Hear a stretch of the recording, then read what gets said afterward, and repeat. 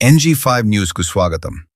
All India Trade Union Congress AITUC 18వ రాష్ట్ర మహాసభలను పురస్కరించుకుని రాష్ట్ర వ్యాప్తంగా జరుగుతున్న బైక్ ర్యాలీలో భాగంగా తిరుపతి జిల్లా సూళ్లూరుపేట కార్యాలయం నుండి పట్టణ పురవీధులలో బైక్ ర్యాలీ నిర్వహించారు.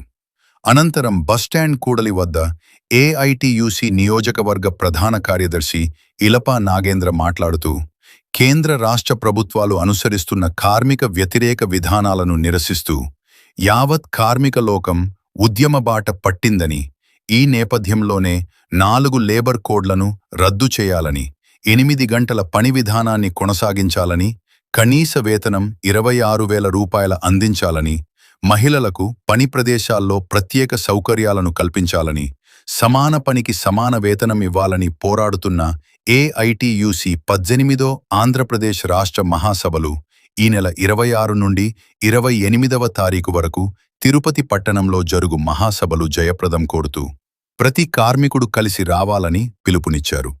ఈ కార్యక్రమంలో AITUC నియోజకవర్గ కార్యదర్శి ఇలపా నాగేంద్రబాబు, నాయకులు రమణయ్య, ఆనంద్, బాలయ్య, బాలు, శ్రీనివాసులు, దశరథ, కళ్యాణ్, నాగరాజు, పాలయ్య, గుణ తదితరులు పాల్గొన్నారు. వర్ధిల్లాలి AITUC, వర్ధిల్లాలి AITUC, జయప్రదం చేయండి AITUC 18వ రాష్ట్ర మహాసభలను, జయప్రదం చేయండి AITUC 18వ రాష్ట్ర మహాసభలను, తిరుపతిలో జరగనున్న AITUC 18వ రాష్ట్ర మహాసభలను. వర్ధిల్లాలి కార్మికుల ఐక్యత.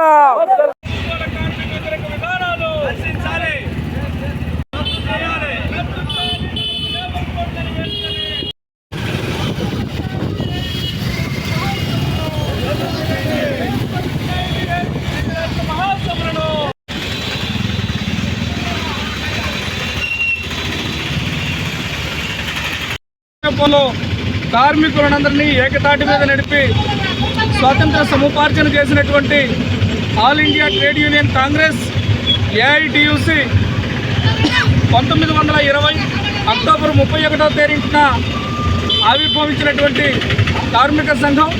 కార్మిక వ్యతిరేక విధానాల మీద చర్చ జరగబోతూ ఉంది. భవిష్యత్ పోరాటాలకు రూపకల్పన జరుగుతూ ఉంది.